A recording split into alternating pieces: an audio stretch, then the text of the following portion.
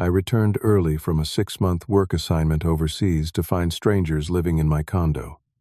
Shocked and confused, I called my parents, only to hear my mother say, "Oh no, you're back already? We thought you'd be gone longer."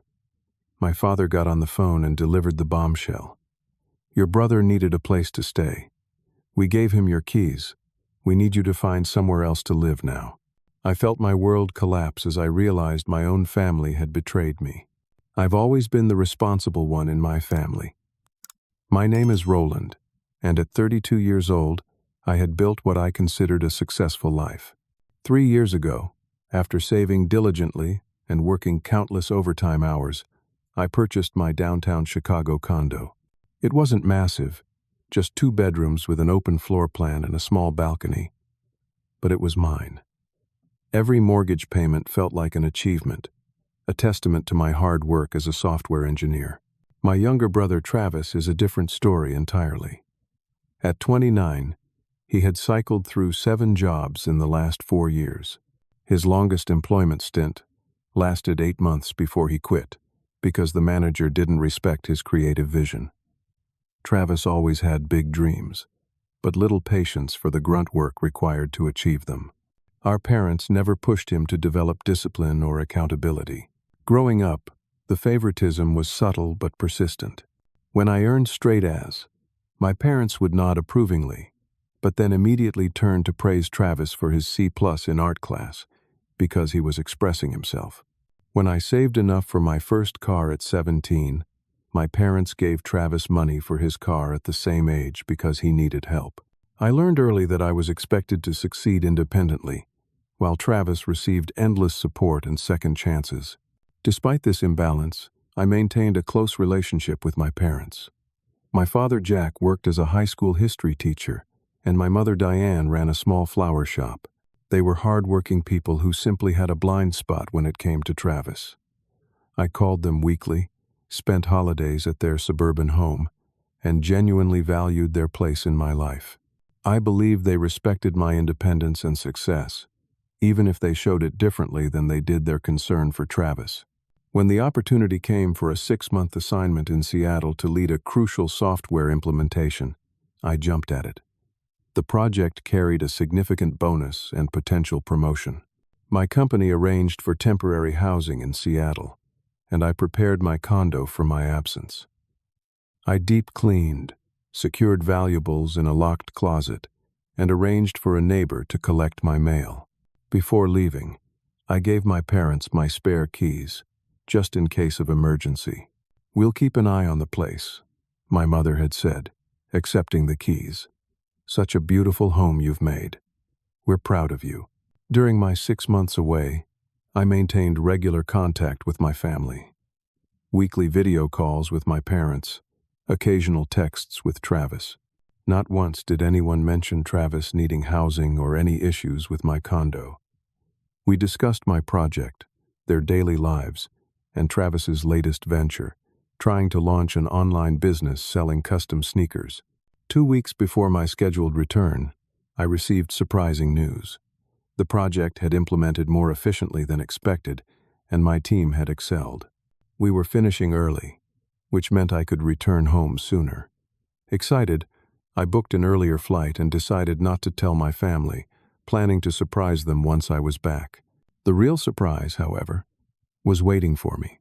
After an exhausting flight, I dragged my suitcases to my condo building. The doorman Greg greeted me with confusion. "Roland? I thought you weren't coming back for another few weeks." The conversation that followed was tentative but productive. For perhaps the first time, my father spoke with me as an equal, rather than as either the self-sufficient child who needed nothing or the successful adult who should provide everything. "Well, I should probably call up and let them know you're here." "Let who know?" I asked, a cold feeling spreading through my chest. Greg looked uncomfortable. "The couple in your unit. Your brother said they'd be staying there until next month." My mind went blank. I insisted on going up immediately. When the elevator doors opened on my floor, I walked numbly to my door and knocked. After a moment, a woman I'd never seen before answered. Behind her, I could see my living room arranged differently. My furniture pushed against different walls, unfamiliar decorations placed around the room. "Can I help you?" the woman asked. "This is my condo," I said, my voice hollow. Her husband appeared beside her, looking concerned. They introduced themselves as Megan and Adam Parker. According to them, they'd been renting my condo from Travis for the past 3 months. They showed me a rudimentary rental agreement with Travis's signature, not mine. Standing in the hallway of my own building, feeling like an intruder, I called my parents. My mother's reaction, "Oh no, you're back already?" made my stomach sink. There was no surprise in her voice about the situation, only concern about the timing. When my father took the phone, his words hit me like physical blows. "Your brother needed a place to stay. His last roommate situation didn't work out. We gave him your keys since you weren't using the place. He found tenants so he could rent somewhere else." "But it's my home," I said, my voice breaking. "Where am I supposed to live?" "We thought you'd be gone longer," my father continued, as if that explained everything. "You'll need to find somewhere else to live for now. Travis needs the rental income. He's finally getting his business off the ground." I stood in shocked silence as my father continued, explaining how I should be more understanding of family needs, and how Travis was finally showing initiative by finding renters for my condo, my property, my home. That night, I checked into a hotel 6 blocks from my own condo, still wearing the clothes I'd traveled in for 15 hours. As I stared at the generic hotel ceiling, I felt a sense of betrayal so deep it physically hurt. My own parents had given away my home without my knowledge or consent, then expected me to simply accept it. The foundation of trust I thought we had built over decades crumbled in a single phone call. Sleep didn't come until the early morning hours, and when it did, it brought no relief from the knot of betrayal tightening in my chest. I woke up disoriented in the hotel room, momentarily confused about where I was. When reality flooded back, I reached for my phone. 3 missed calls from my mother, but nothing from Travis. I wasn't ready to talk to either of them yet. Instead, I texted Travis, "We need to meet. Today." His response came an hour later. "Sure, bro. Starbucks on Michigan Ave? Noon?" The casual tone infuriated me, but I agreed to the location. I spent the morning contacting my building management, explaining the situation, and confirming that I had never authorized anyone to rent my condo. The property manager sounded sympathetic, but explained that without a formal eviction process, they couldn't remove tenants who had established residency, even if they were there under false pretenses. At noon, I found Travis already seated at Starbucks, sipping an elaborate iced coffee drink and scrolling through his phone. He looked up as I approached, flashing the easy smile that had charmed our parents throughout his life. "Hey, welcome back early," he said, as if we were meeting under normal circumstances. "How was Seattle? Rainy, right?" I sat down, not returning his smile. "Travis, I want to know exactly what's going on with my condo." His expression shifted slightly, but the smile remained. "Mom and Dad didn't explain. They said they would call you. I want to hear it from you. Why are strangers living in my home?" Travis shrugged. "I needed a place after Joel kicked me out. Mom suggested I use your condo since you were gone. Then I found this couple who needed a place right away. They're paying $2,200 a month, which is helping me get my business going." The casual way he mentioned the rent made my blood boil. "And where is that money going?" "To me, obviously," Travis said, looking confused by the question. "I'm the one dealing with them, handling any issues. It's my condo, Travis.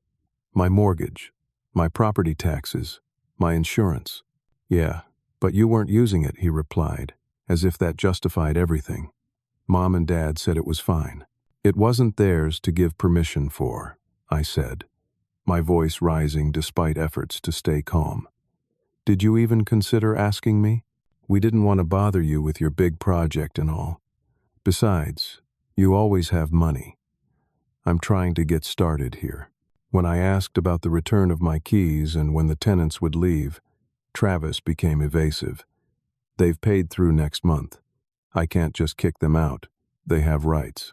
And what about my rights? I demanded. What about the rent they've already paid? That's my money, Travis. His expression hardened. Look, I need that money. My business has startup costs. Mom and Dad understand that. Have you been paying any of my mortgage or utilities?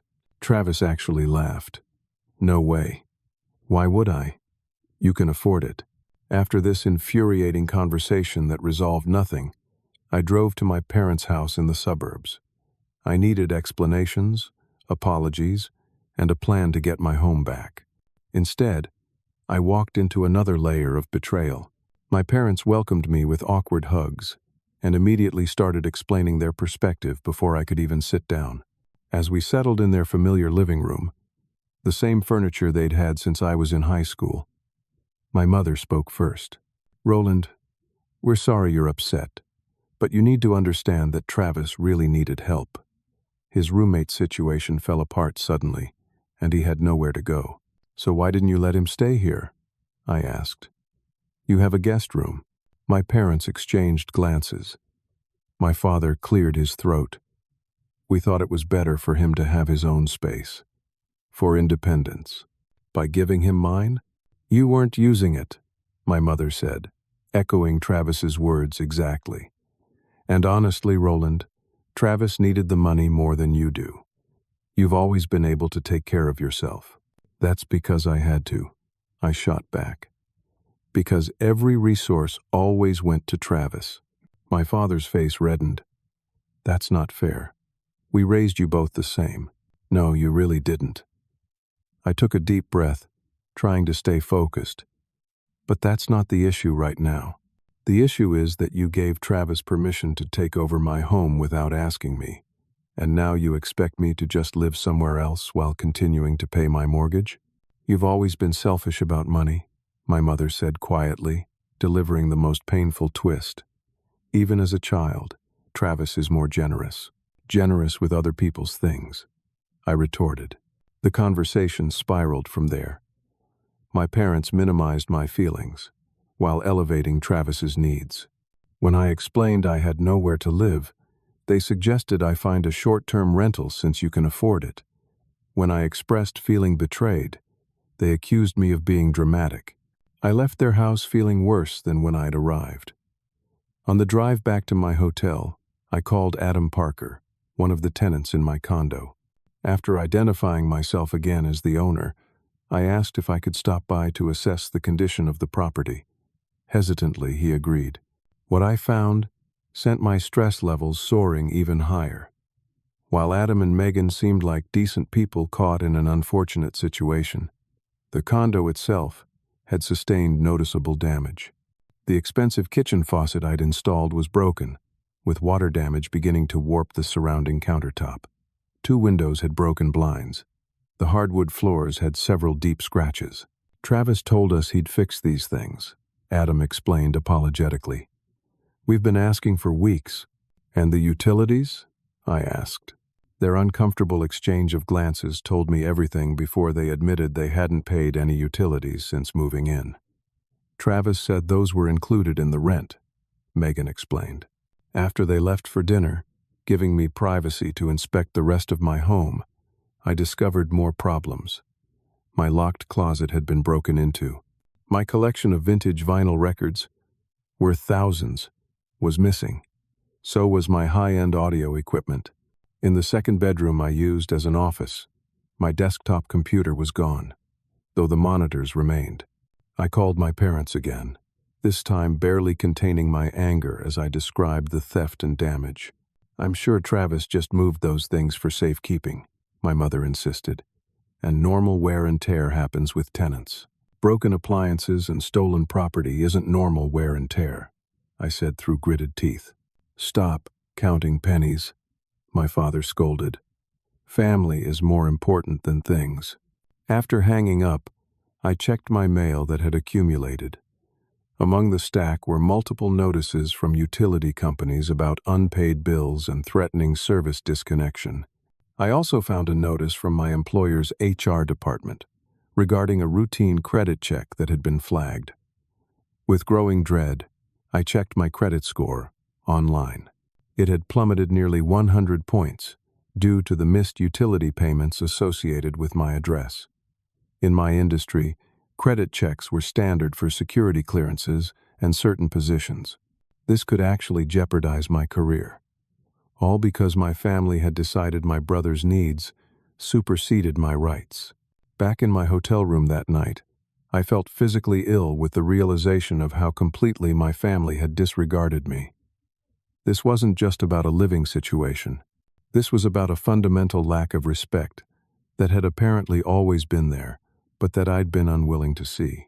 The next morning, I outlined what I thought were reasonable solutions to the situation. I wasn't looking to punish anyone, just to resolve the chaos my family had created and return to normalcy. I drafted a plan where Travis would return the rental money he'd collected. The tenants would have 3 months to find a new place, generous given the circumstances, and my parents would help mediate a fair resolution. I called a family meeting at my parents' house that evening. Travis arrived late, looking annoyed that his time was being demanded. "I've come up with what I think is a fair solution," I began, handing out printed copies of my proposal. My mother barely glanced at it. "Why do we need all this formality?" "We're family." "Because informal arrangements are what created this problem," I replied evenly. "I'm proposing that Travis return the rent money he's collected, since it's my property and my expenses. The tenants can have 3 months to find a new place, which is more than generous legally speaking. And I'd like all my stolen property returned immediately." "It's not stolen," Travis snapped. "I moved it to my storage unit for safekeeping." Without telling me, after breaking into a locked closet, my father raised his hands. "Let's stay calm here. Roland, you're being a bit dramatic about all this. Travis needed help, and we helped him. That's what family does." "Family doesn't take without asking," I countered. "Family doesn't lie." "We didn't lie," my mother said. "We just didn't think you needed to be bothered while you were busy with your project." The conversation went in circles. Travis refused to return the rental money, claiming he needed it for his business. My parents backed him completely. No one acknowledged the seriousness of what they'd done. "Fine," I said eventually. "If you won't help resolve this reasonably, I'll have to handle it legally." "You would sue your own brother?" My mother gasped. "I would evict unauthorized tenants from my property and recover stolen funds and items, yes." As I left, my father called after me. "Just think about this before you do something you'll regret. Family should come first." Those words echoed in my head as I drove back to my hotel. Family should come first, but apparently, I wasn't considered part of that family in any meaningful way. The next day, I contacted a real estate attorney who specialized in landlord-tenant disputes. She confirmed what I already suspected. I had every legal right to evict the tenants, recover damages, and potentially pursue charges against Travis for theft and fraud. The process would take time, but the law was clearly on my side. Before proceeding legally, I decided to make one final attempt at family resolution. I asked my parents to meet me for dinner at a neutral restaurant, hoping a public setting might encourage more reasonable behavior. They agreed, but arrived with unexpected company. My Aunt Susan and Uncle Paul were with them, along with 2 of my cousins. It wasn't a dinner, it was an intervention. "We're all here because we're concerned about you, Roland," my Aunt Susan began once we were seated. "Your parents told us how you're threatening to make Travis and those nice young people homeless." I stared in disbelief, looking from face to face around the table. "That's not what's happening at all. They said you came back early from your job and now you're angry that Travis found a way to help himself," my uncle added. "We know you've always been the successful one. Can't you just buy another place? Your cousin Jeremy says software engineers make 6 figures easily." The surreal conversation continued as I realized my parents had completely distorted the situation to extended family members. According to them, I was being spiteful and materialistic, while Travis was finally showing initiative that the family should support. Has anyone asked why I needed to come back to a hotel instead of my own home? I asked, trying to keep my voice steady.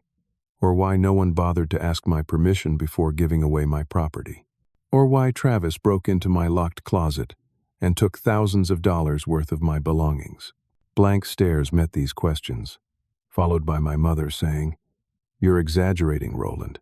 Travis was just using what was available to get on his feet." When I pulled out documentation, utility bills, credit score reports, photos of damage, a list of missing items with their values, my father waved his hand dismissively. "These are just papers. Blood matters more than contracts," he said, a phrase I'd hear him repeat often in coming weeks. My cousin Allison, who had remained quiet, finally spoke up. "Wait, they gave away your condo without asking you? And Travis took your stuff and kept rental money from your property? That's not okay." A flicker of doubt crossed my aunt's face, but my mother quickly interjected. "Roland has always been jealous of the attention Travis needs. He's twisting things to make Travis look bad." That statement hit me like a physical blow. In that moment, I realized this wasn't just about the condo situation. This was about years, decades, of subtle undermining and favoritism that had created an entire family narrative where I was cast as the cold, materialistic success story, while Travis was the struggling creative who deserved endless support. I stood up, suddenly unable to continue the charade of this family dinner. I've tried to resolve this reasonably. I've suggested fair solutions. But it's clear that in this family, fairness only goes one direction. I'll be pursuing this legally from now on. As I walked out, I heard my mother call after me. "Don't you care about your brother at all?" The question followed me to my car, where I sat for nearly 20 minutes, trying to process what had happened. Of course I cared about my brother. I'd covered his portion of birthday gifts for our parents for years. I'd helped him move 4 times. I'd listened to countless business ideas and plans that never materialized. But caring didn't mean allowing myself to be exploited and disrespected. That night, alone in my hotel room, I felt a profound sense of isolation I'd never experienced before. The family I thought I had, imperfect but fundamentally supportive, didn't exist. Perhaps it never had. As I stared at the ceiling, I wondered if every family dinner, every holiday gathering, every shared celebration had been colored by this fundamental imbalance that I'd simply accepted as normal. Sleep eluded me, as I confronted the painful reality that my family relationships were built on a foundation far more fragile and conditional than I had ever allowed myself to believe. The following week passed in a blur of legal consultations and paperwork. My attorney, Janet Wilson, was confident in our position but warned that eviction proceedings would take time. Meanwhile, I extended my hotel stay and tried to establish some normalcy by returning to work remotely. My company had been understanding about my delayed return to the office, given the circumstances. On Thursday afternoon, I received an unexpected call from Brian Davis, the HR director at my company. His tone immediately put me on alert. "Roland, I wanted to speak with you directly about some concerns that have been brought to our attention," he began carefully. "We received a call from your father yesterday, expressing worry about your mental health stability." My grip tightened on the phone. "My father called my workplace?" "Yes. He suggested you might be experiencing some kind of breakdown and shouldn't be trusted with company projects at the moment. He mentioned erratic behavior and conflicts with family members." The room seemed to tilt around me. This wasn't just betrayal. This was a deliberate attempt to damage my professional reputation and livelihood. "Brian, I can explain exactly what's happening," I said, fighting to keep my voice steady. I outlined the situation with my condo, Travis's unauthorized actions, and my parents' response. Brian listened carefully.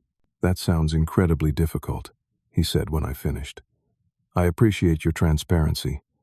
To be clear, we take employee well-being seriously, but we also recognize family dynamics can be complicated. Would you be open to a brief meeting with me when you're back in the office? Just to touch base? I agreed, but the damage was done. The seed of doubt had been planted in my workplace. Even with Brian's understanding response, I knew questions would linger about my stability and judgment. After hanging up, I sat in stunned silence. My parents had crossed a line I never imagined they would approach. They had attempted to undermine my career, the one area of my life they had seemingly respected, to protect Travis from the consequences of his actions. Still reeling from this revelation, I decided to check my personal banking and credit reports thoroughly. What I discovered turned my shock to horror. Someone had applied for 3 credit cards in my name over the past 4 months. All 3 had been maxed out purchasing electronics, furniture, and airline tickets to Florida. The amounts totaled over $12,000. I didn't need to guess who was responsible. Travis had always known my social security number, a remnant from years ago when I'd helped him fill out college financial aid forms. He'd used my personal information while I was away, apparently confident I would never press charges against my own brother. Hands shaking with a mixture of rage and disbelief, I called my parents. My mother answered, her voice immediately defensive when she heard mine. "We were just trying to protect Travis," she said, before I could even mention the credit card fraud. "He told us you were threatening him, and we were worried about his business opportunities." "By calling my workplace and trying to get me fired?" I demanded. "We just suggested you might need some time off," my father's voice interjected. He was apparently listening on another extension. "You've been acting irrationally." "Irrationally? Someone committed credit card fraud using my information, and you think I'm the irrational one?" A pause followed. "Travis needed startup funds," my mother finally said. "He was going to pay it all back before you even noticed. It was necessary because you were being unreasonable about the rental money." The casual way she justified felony identity theft broke something inside me. "This isn't about family anymore," I said, my voice hollow. "This is about crimes being committed against me. With your approval. I can't do this anymore." "Don't be dramatic," my father responded. "Just help your brother like we've always asked. He's going to be homeless if you pursue this eviction." After hanging up, I sat motionless for nearly an hour. The people who had raised me, who should have protected me, had not only enabled serious financial crimes against me, but were actively trying to sabotage my career to prevent me from protecting myself. The betrayal was so complete, so fundamental, that it seemed to rewrite my entire understanding of my life and relationships. That evening I experienced what I can only describe as an emotional breakdown. Alone in my hotel room, I found myself sobbing uncontrollably for the first time since childhood. Years of suppressed hurt, of accepting the family dynamic that always positioned me as less deserving of support and protection, came pouring out. I called in sick to work the next day, unable to focus or function normally. Questions tormented me throughout the night. Had my parents ever truly valued me as their son, or had I just been the reliable one who needed less attention? Had Travis always resented me, or had our parents' constant favoritism cultivated his sense of entitlement to whatever I had? Was there any foundation of genuine love in my family relationships, or had it all been conditional? Most painfully, I questioned my own identity and worth. Had I built my life around achievement and self-sufficiency because those were genuine values, or just adaptive responses to knowing I couldn't count on family support? The very core of who I thought I was seemed suddenly uncertain. By morning, physical and emotional exhaustion had replaced the acute pain. I felt hollow, emptied of the hope and trust that had sustained me through years of subtle inequality in my family. Something fundamental had broken, and I couldn't imagine how it could ever be repaired. 3 days after my emotional breakdown, I met my friend Jake for lunch. We'd been friends since college, and he was one of the few people who had seen the dynamics of my family clearly over the years. I hadn't been answering calls or texts, but Jake showed up at my hotel anyway, insisting I join him for lunch. "You look like hell," he said bluntly. as we sat at a corner table in the restaurant. "Thanks," I replied without energy. "It's been a rough week." I explained everything that had happened.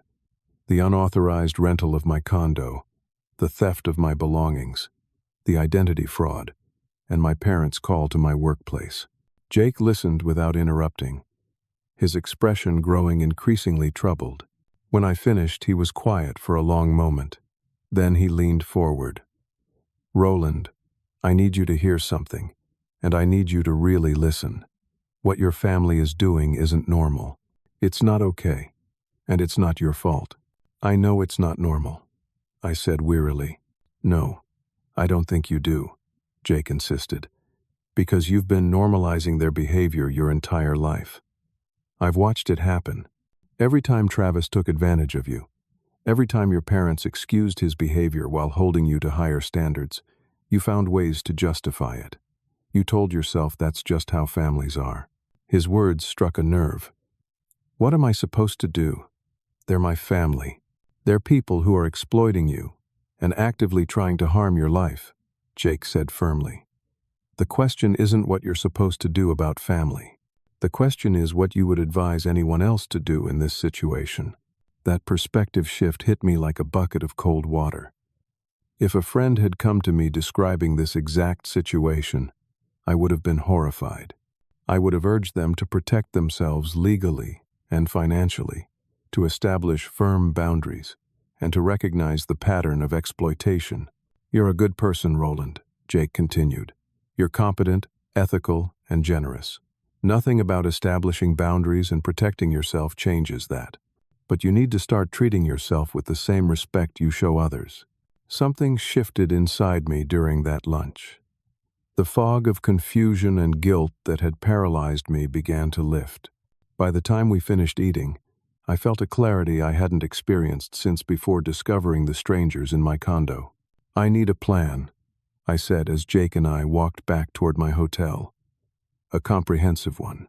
"That's the Roland I know," Jake replied with a slight smile. "Strategic and thorough." Over the next 2 days, with Jake's support, I developed a systematic approach to reclaiming my life and property.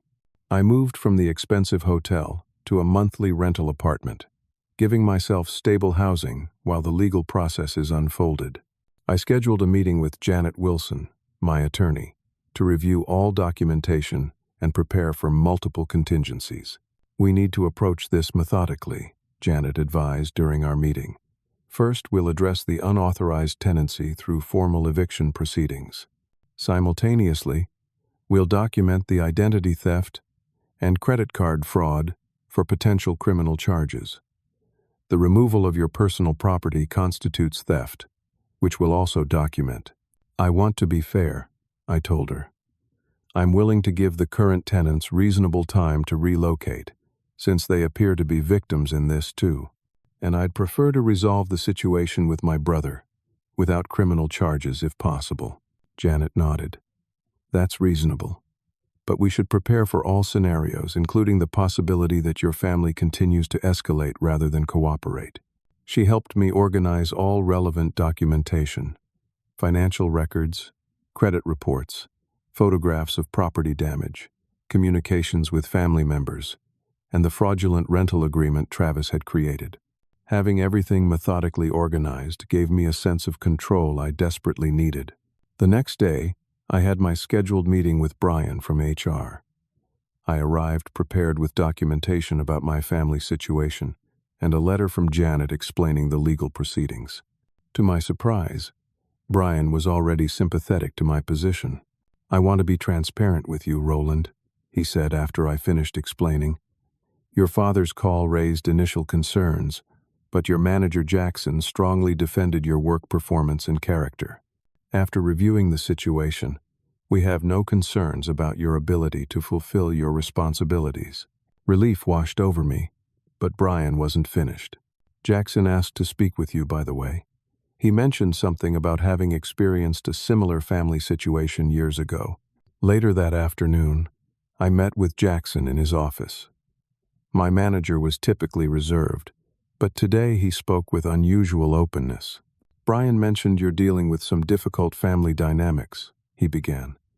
I don't need details, but I wanted you to know that I went through something similar with my sister about 8 years ago. Family exploitation cloaked in the language of loyalty and obligation. His understanding meant more than I could express. How did you handle it? I asked. By remembering that real family doesn't demand you set yourself on fire to keep others warm, he said simply. And by building stronger connections with people who respect boundaries and reciprocity. Jackson assured me of the company's support, offering flexible work arrangements while I resolved my housing situation. This professional validation and support came as an unexpected twist in my journey, a reminder that not all relationships were as dysfunctional as my family's. With stable housing, legal representation, and workplace support secured, I began methodically executing the plan Janet and I had developed. I filed formal reports about the identity theft with all 3 credit bureaus. I submitted police reports about both the fraudulent credit cards and the theft of my personal property from the locked closet. I initiated the legal eviction process, though I instructed Janet to include a 90-day grace period for the current tenants, who were also victims of Travis's deception. Throughout this process, I maintained minimal contact with my family. My parents called repeatedly, alternating between angry demands and tearful pleas, but I restricted communications to brief text messages confirming I was safe but unwilling to discuss the situation outside of formal legal channels. Travis attempted to call once, but hung up when I answered. Rather than engaging in emotional confrontations, I worked silently behind the scenes, gathering evidence and building a legally sound case. I retrieved credit card statements showing Travis had purchased a new gaming system, furniture for his apartment, and tickets to Florida. I documented every unauthorized charge and every missing item from my condo. With each methodical step, I felt my strength and independence returning. The helpless anger that had consumed me after discovering the betrayal was transforming into purposeful action. For perhaps the first time, I was advocating for myself, with the same determination I had always brought to my professional projects. As January turned to February, I received an unexpected message from my cousin Allison, the one who had questioned my parents' narrative during the family dinner intervention. She asked to meet for coffee, explaining that she had been troubled by what she'd heard and wanted to understand the situation better. When we met, Allison listened carefully to my explanation and reviewed some of the documentation I'd gathered. Her response was validating in a way I hadn't realized I needed. "This is so much worse than I thought," she said honestly. "Uncle Jack and Aunt Diane have always favored Travis, but this goes beyond favoritism. I don't even have words for it. It's criminal," I supplied quietly. "Literally criminal activity that they're defending." Allison nodded. "I believe you, and I think you're doing the right thing by protecting yourself legally. Families should support each other, not exploit each other." Her support was a reminder that while my immediate family relationships were broken, there were other family connections that could potentially remain intact. Not everyone had bought into the distorted narrative my parents had constructed. By the end of February, the foundation of my counteroffensive was firmly in place. I had secured my housing, protected my professional reputation, documented all legal violations, and begun formal proceedings to reclaim my property and financial standing. The hollowness I had felt during my breakdown had been replaced by a calm determination. I wasn't seeking revenge. I was simply refusing to be a victim any longer. And that refusal felt like reclaiming a part of myself that had been surrendered long ago. By early March, the formal eviction process was underway. I had worked with Janet to ensure the tenants, Adam and Megan Parker, understood they were victims of fraud rather than targets of the eviction. I even offered to provide a positive landlord reference for their next rental application, recognizing they had been deceived just as I had been. The day of the formal eviction arrived. Janet had arranged for a sheriff's deputy to be present, standard procedure to prevent any potential conflict. I arrived at my condo building with a sense of surreal detachment, as if watching the scene unfold from a distance. Adam and Megan had already packed most of their belongings, having secured a new apartment with the 90-day notice period I'd provided. They seemed embarrassed and apologetic as they finished loading their remaining items into a rented moving truck. We really had no idea, Adam told me as they prepared to leave. Travis said he owned the place. He even showed us mail with his name on it. This was new information. He received mail here under his name? Megan nodded. He had the post office forward your mail to a P.O. box. He showed us the confirmation. Another layer of deception revealed. Mail fraud was a federal offense. I added this information to my growing documentation. Before they left, Adam handed me a folder. We kept all the receipts of rent payments made to Travis. $13,200 total. We thought you might need them. The amount was significantly higher than the $2,200 per month Travis had mentioned. He had apparently raised the rent after the first month without telling me. After the Parkers left and the deputy departed, I stood alone in my condo for the first time in months. The space felt foreign, altered by the presence of strangers and the weight of betrayal.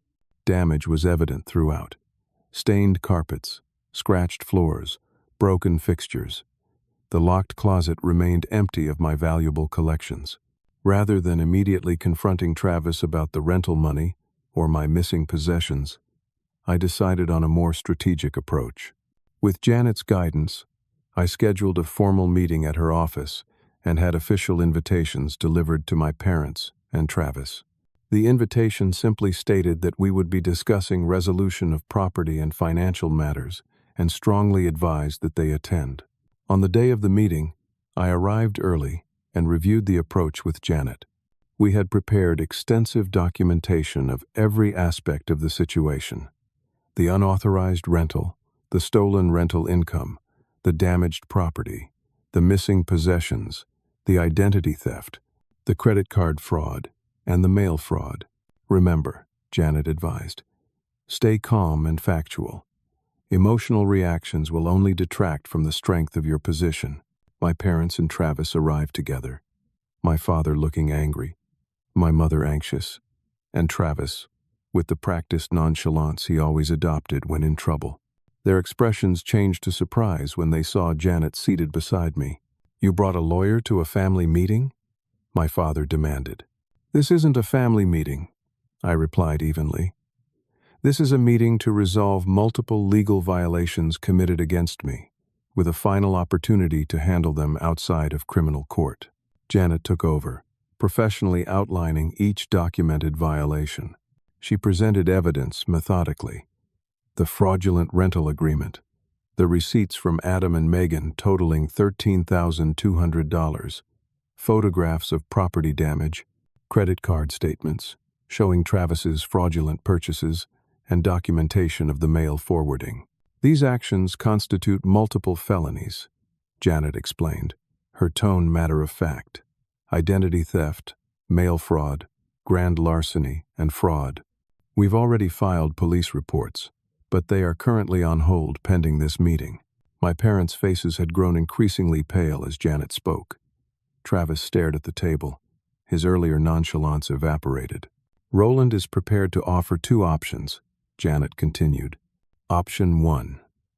Travis returns all stolen rental income and fraudulently obtained funds, pays for all property damages and credit restoration services, returns all stolen property, and the family acknowledges in writing the unauthorized nature of their actions. In this case, Roland will not pursue criminal charges." "Option 2?" my father asked quietly. "Option 2. Roland proceeds with criminal charges for all documented offenses and pursues a civil lawsuit for damages, including the emotional distress caused by attempts to interfere with his employment." The room fell silent. Then my father's face reddened. "This is ridiculous. We're family. You can't threaten us with criminal charges. Blood is thicker than water, Roland." "Actually," I replied, meeting his gaze steadily, "I can, and I will if necessary. Being family doesn't grant immunity from the law. We were just trying to help Travis. My mother began tearfully. We never meant, every step of the way. You had choices, I interrupted. You chose to give away my home without permission. You chose to defend Travis, keeping rental money from my property. You chose to call my workplace and try to damage my career. These weren't well-intentioned mistakes. They were deliberate actions that hurt me. You've always been the strong one, she said. We thought you would understand. I understand perfectly now, I replied. I understand that in this family, I'm expected to sacrifice everything while Travis sacrifices nothing. That ends today. My father stood up abruptly. This is outrageous. We're your parents. You can't speak to us this way. We're leaving. Before you do, Janet interjected smoothly. You should know that this entire conversation is being recorded, with my presence as a witness. Leaving now will be documented as a refusal to resolve the situation amicably, which will be noted when criminal charges are filed tomorrow morning. My father froze. For the first time in my life, I saw uncertainty in his eyes as he realized the seriousness of the situation. Travis finally spoke, his voice uncharacteristically small. I can't pay back $13,000. I don't have it. What happened to the money, Travis? I asked. After a long pause, he admitted, I spent it on inventory for my business and some other stuff. And my personal possessions, my vinyl collection, my computer. Travis glanced at our parents, then back at me. I pawned some of it, sold some online. The casual admission of selling my treasured possessions, items with both financial and sentimental value, struck me like a physical blow. But I maintained my composure. Here's what's going to happen, I said, laying out a structured repayment plan Janet and I had developed. You will sign a legally binding agreement to repay everything: the rental income, the fraudulent credit card charges, and the value of my stolen property. You will return anything you still have immediately. You will agree to monthly payments until everything is repaid in full. And if I refuse? Travis challenged, a flash of his old entitlement returning. Then tomorrow morning, Janet files criminal charges for identity theft, fraud, and grand larceny. Your choice. My mother began crying in earnest. My father placed an arm around her shoulders, his expression a mixture of anger and dawning realization that their usual tactics wouldn't work this time. In the heavy silence that followed, Travis suddenly broke down. I'm sorry, he said, tears streaming down his face. I've been jealous of you for years. Everything comes so easily to you. Nothing came easily, I corrected him. I worked for everything I have, while you were given endless chances and support. I know, he admitted, surprising me. I've been manipulating Mom and Dad against you for years, making them think you didn't need them, that you were cold and didn't care about family. I told them you looked down on them for not being as successful. Our parents stared at Travis in shock. This confession, that their favored son had been deliberately driving wedges in the family, seemed to finally pierce the bubble of denial they had constructed. Is that true? My father asked Travis. Travis nodded, unable to meet his eyes. I was always the baby who needed help, and Roland was the one who had it all together. It was the only way I got attention. This revelation shifted something in the room. For the first time, my parents seemed to see the dynamic they had created and enabled for decades. It wasn't a complete transformation, but it was the beginning of a crack in their unified defense of Travis at all costs. By the end of the 3-hour meeting, Travis had signed the repayment agreement. My parents had acknowledged in writing their unauthorized actions regarding my condo, and a timeline had been established for returning any recoverable property. It wasn't justice in the fullest sense, but it was accountability, something that had been entirely absent from our family dynamic until now. As they prepared to leave, my father attempted one last appeal to family loyalty. I hope someday you can forgive us. We're still your parents.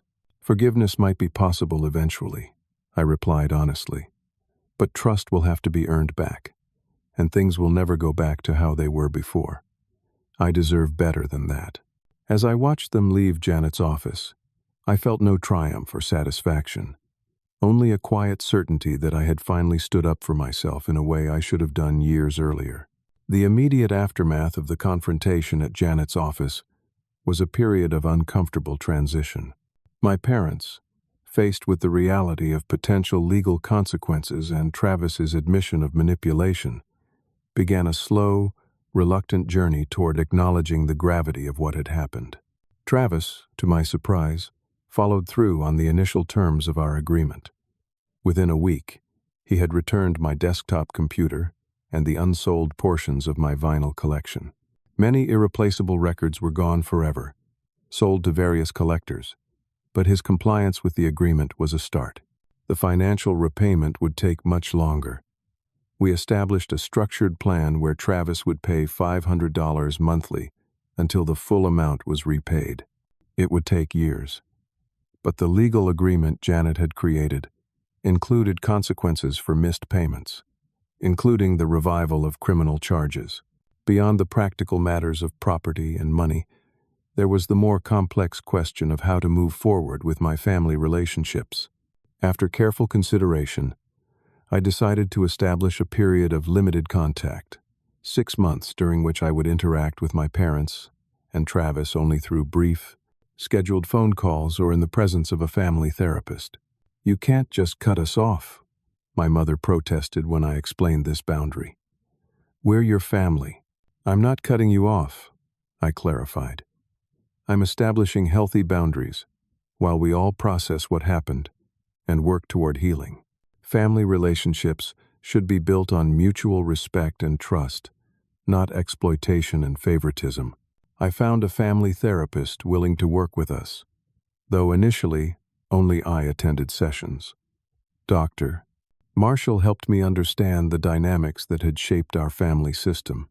My parents' enabling behavior toward Travis, my own pattern of self-reliance and conflict avoidance, and Travis's learned helplessness combined with manipulation. "What you're experiencing is a profound grief," Dr. Marshall explained during one session. "You're mourning the family you thought you had, while coming to terms with the reality of the family you actually have." 3 months into our limited contact period, my parents finally agreed to join me for a therapy session. The conversation was tense and difficult, with my father initially resistant to examining his role in creating our dysfunctional dynamic. "We love both our sons equally," he insisted. "We just parented you differently because you had different needs." "The problem wasn't different parenting approaches," I explained. Finding strength in the clarity therapy had helped me develop. "The problem was that Travis was never held accountable for his actions, while I was expected to sacrifice my needs for his. That's not love. That's favoritism." My mother, somewhat more receptive to introspection, eventually admitted through tears, "I think we did favor Travis. He seemed to need us more, and that made us feel important. You were so independent, Roland. We took pride in your achievements, but we didn't know how to be there for you." These admissions weren't complete transformations, but they were starts. Small cracks in the foundation of denial that had characterized our family dynamic for decades. Travis joined therapy sessions a month later. His journey was perhaps the most difficult, as he had to confront not only his entitled behavior, but also his deliberate manipulation of our parents against me. During one particularly raw session, he admitted, "I've been jealous of Roland my entire life. He seemed to have everything figured out, while I was always struggling. It was easier to resent him than to change myself." Throughout this period, I focused on rebuilding my life and creating stronger relationships outside my immediate family. I renovated my condo, erasing the physical damage and creating a space that felt like mine again. I deepened friendships with people like Jake, who had stood by me during the crisis. I excelled at work, earning a promotion that Jackson had enthusiastically supported. By the 6-month mark, enough progress had been made that I felt comfortable easing some boundaries. We began occasional family dinners, always in public places at first, then eventually at my renovated condo. These gatherings were sometimes awkward, sometimes tense, but increasingly genuine, as new patterns of interaction slowly replaced the old ones. My parents demonstrated their commitment to change in small but meaningful ways. They stopped automatically defending Travis when he made poor decisions. They began asking about my needs and feelings, rather than assuming I didn't need support. Most significantly, they respected the boundaries I established, even when they didn't fully understand them. Travis's journey was less linear. He would make progress, then fall back into old patterns of entitlement or manipulation. But with consistent therapy and the firm boundaries I maintained, he gradually developed more accountability. He found stable employment at a marketing firm where his creative talents could be channeled productively. He made regular payments according to our agreement, missing only 2 in the first year, which he made up promptly. 1 year after the confrontation in Janet's office, I hosted a small gathering at my condo. My parents were there, along with Travis, Jake, and his girlfriend, and cousin Allison. As we shared a meal in the space that had once been the center of so much conflict, I observed the subtle but profound shifts in our interactions. My father asked my opinion on a decision he was facing rather than simply announcing what would happen. My mother noticed when Travis interrupted me and gently suggested he let me finish. Travis himself asked about my recent work project with genuine interest rather than competitive comparison. None of these changes erased what had happened. The betrayal had forever altered my understanding of my family and my place within it. But the painful journey had also created possibilities for more authentic relationships built on reality rather than the roles we had all unconsciously accepted. After everyone left that evening, I stood on my balcony, overlooking the city lights. I reflected on the lessons this painful chapter had taught me, that sometimes true family reconciliation can only happen after confronting hard truths, that healthy love includes boundaries and accountability, that standing up for yourself isn't selfish but necessary, and that relationships worth keeping must be built on mutual respect rather than obligation or manipulation. I also realized that while forgiveness was a process I was still working through, I had already found something more important: freedom from the dysfunctional patterns that had defined our family for generations. By refusing to continue in the role assigned to me, I had not only changed my own life, but potentially created space for everyone to develop healthier relationships. The healing wasn't complete, and perhaps never would be entirely. But something new and more authentic was growing in place of what had been broken. And that, I decided as I watched the city lights below, was enough of a victory. Have you ever had to establish difficult boundaries with family members who took advantage of your generosity? How did you balance self-protection with the desire to maintain relationships? Please share your thoughts in the comments below. And if this story resonated with you, don't forget to like, subscribe, and share with others who might be struggling with similar family dynamics. Thank you for listening to my journey, and I wish you strength in your own path toward healthy relationships built on genuine respect and love.